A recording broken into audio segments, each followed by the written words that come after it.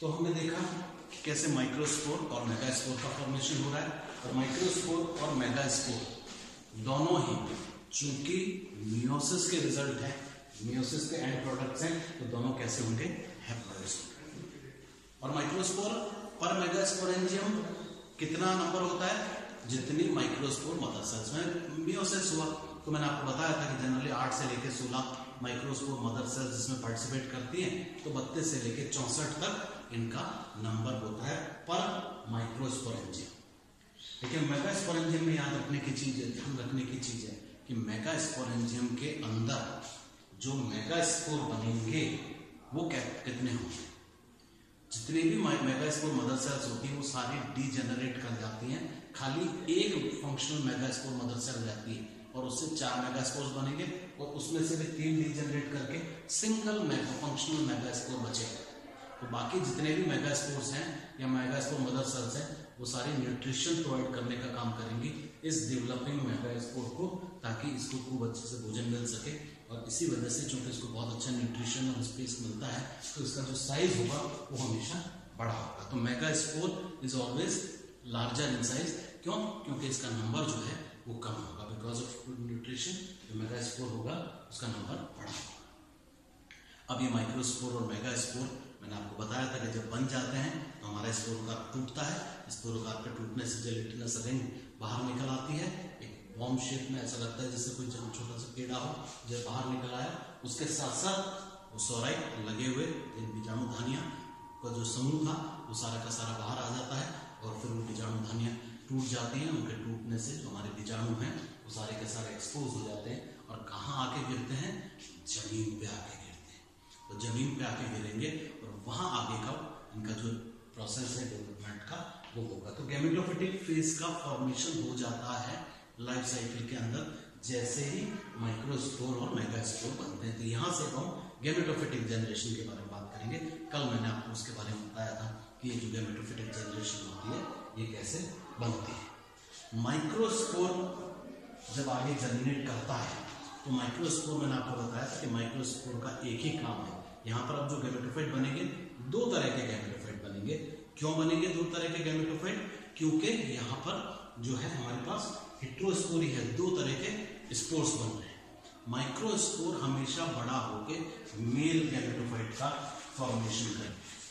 ये जो गैमेटोफाइट बनाएगा वो हमेशा क्या कहलाएगा, मेल गैमेटोफाइट। और मेगास्पोर जब जर्मिनेट करेगा तो हमेशा क्या बनाएगा, फीमेल गैमेटोफाइट। अब आप कहेंगे सर मेल और फीमेल गैमेटोफाइट का क्या मतलब हो? सिंपल, कल मैंने आपको बताया।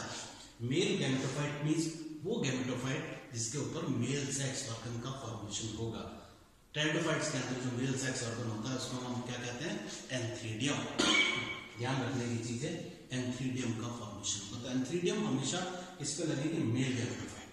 फीमेल गैमेटोफाइट के ऊपर हमेशा क्या लगेंगे, आर्चिगोनियम।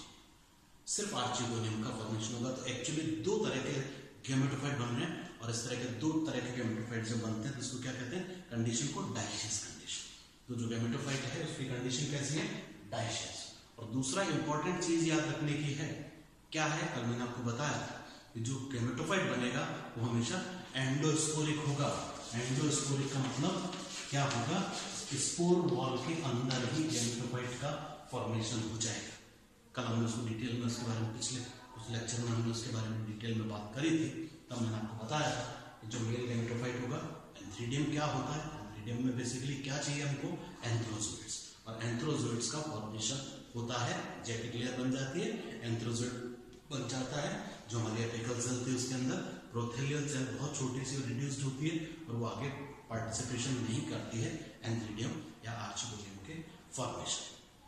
तो एंडोस्पोरिक टाइप का गैमेटोफाइट बनता था, मेल गैमेटोफाइट में भी और फीमेल गैमेटोफाइट में। फीमेल गैमेटोफाइट में मैंने आपको बताया था कि जो मेगास्पोरेंजियम के ऊपर जो पापाइला होता है, आउटग्रोथ होती है, उसके अंदर हमारा न्यूक्लियस माइग्रेट कर जाता है और वहां पे जाके फिर सारा और जो आगे का आर्चिगोनियम का फॉर्मेशन था वो होता है। आर्चिगोनियम बहुत रिड्यूस सा स्ट्रक्चर था, कैसा था, एक एनसीसी थी, एक बीसीसी थी और एक एग था।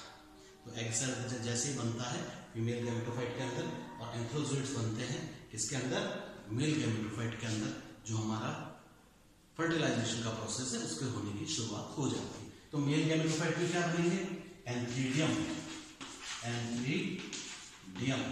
और फीमेल गैमेटोफाइट में क्या बनना है?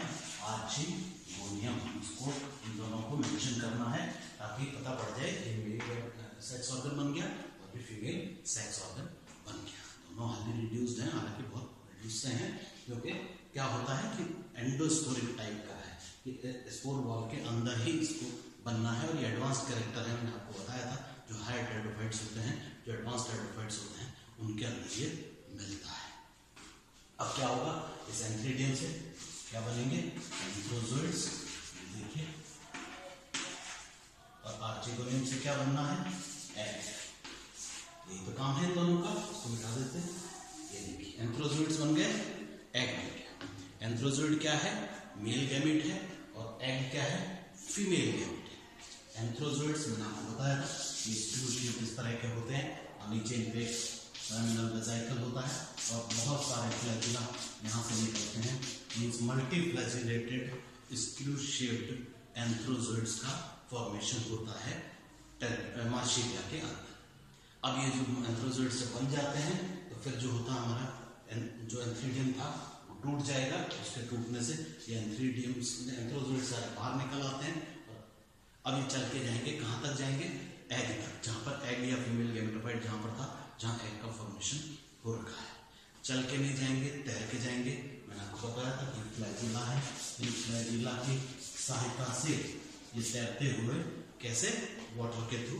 इसलिए वाटर की जरूरत पड़ती है लाइफ साइकिल के अंदर टेट्राफाइट्स को अपना जीवन चक्र पूरा करने के लिए। अगर यहाँ पर इसको वाटर नहीं मिला और वो भी फ्री वाटर नहीं मिला तो जो मूवमेंट है एंथ्रोजोइड्स का एग तक जाने का वो नहीं हो पाएगा और ये प्रोसेस लाइफ साइकिल यहीं रुक जाएगी, आगे नहीं बढ़ पाएगी।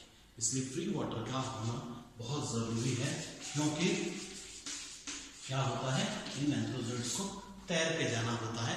कहाँ पर? जहाँ एग होगा। अब इनको कैसे पता चले कि कहाँ एग बनता है, कहाँ पर एग बना हुआ है? तो मैंने कल आपको बताया था कि जब एग मैच्योर हो जाता है तो एनसीसी बीसीसी के टूटने से एक म्यूसिलेज निकलता है। उस म्यूसिलेज में कुछ केमिकल्स होते हैं जिनकी सहायता से इन एंथ्रोजोइड्स को अट्रैक्ट किया जाता है। तो कीमोटैक्टिक अट्रैक्शन होता है। तो कीमोटैक्टिकली इन एंथ्रोजोइड्स को डायरेक्ट किया जाता है, इनको बताया जाता है कि एग कहाँ पर है और इनको कहाँ पहुंचना है। तो उसको फैसिलिटेट करने के लिए ये प्रोसेस होता है। तो एंथ्रोजोइड्स और एग आपस में दोनों मिलेंगे। आपस में दोनों के मिलने से क्या होगा? फर्टिलाइजेशन। इस प्रोसेस को क्या कहते हैं? फर्टिलाइजेशन। कल मैंने आपको बताया था, बात करी थी निषेचन का होगा, निषेचन। निषेचन कैसे होता है? निषेचन होता है एंथ्रोजोइड के और एग के फ्यूजन से। एंथ्रोजोइड चल के गए, कीमोटैक्टिक अट्रैक्शन हुआ, कोई भी बहुत सारे एंथ्रोजोइड्स पहुंचते हैं, कोई एक एंथ्रोजोइड अंदर एंटर करेगा, एनसीसी बीसीसी टूट गई, उसके थ्रू जो एंथ्रोजोइड का जो न्यूक्लियाई है हमारा वो बाहर निकल के जाएगा मेल गैमेट वाला और फीमेल गैमेट के साथ फ्यूज करेगा। और इस मेल और फीमेल गैमेट के फ्यूजन को ही फर्टिलाइजेशन कहते हैं, निषेचन कहते हैं। और इन दोनों का जैसे ही निषेचन होता है क्या बन जाता है? जाइगोट। अब देखिए जो जाइगोट है ये फ्यूजन प्रोडक्ट है। फ्यूजन मीन्स एंथ्रोजोइड और एग, और ये दोनों क्या है? एम, दोनों ही एम है। क्यों है? क्योंकि माइक्रोस्पोर से इनका फॉर्मेशन हुआ है। और माइक्रोस्पोर मैंने आपको बताया था हैप्लॉइड स्ट्रक्चर था, मेगास्पोर माइक्रोस्पोर दोनों। तो जैसे ही इन दोनों से बनेंगे ये हैप्लॉइड होगा, और ये हैप्लॉइड और हैप्लॉइड आपस में मिलेंगे, फर्टिलाइजेशन होगा, जाइगोट के फॉर्मेशन के साथ ही डिप्लॉइड फेज वापस लाइफ साइकिल के अंदर आ जाएगा। जो कहाँ छूट गया था? कहाँ पे? माइक्रोस्पोर मदर सेल और मेगास्पोर मदर सेल। इसलिए जब मैंने जनरल कैरेक्टर्स आपको पढ़ाए थे मैंने आपको बताया था कि zygote is the first cell of the sporophytic generation. Sporophytic पीढ़ी की प्रथम कोशिका होती है जाइगोट। इसके फॉर्मेशन के साथ ही स्पोरोफाइट लाइफ में आता है। और इसकी अंतिम कोशिका क्या होती है? Spore mother cell. Spore mother cell कब?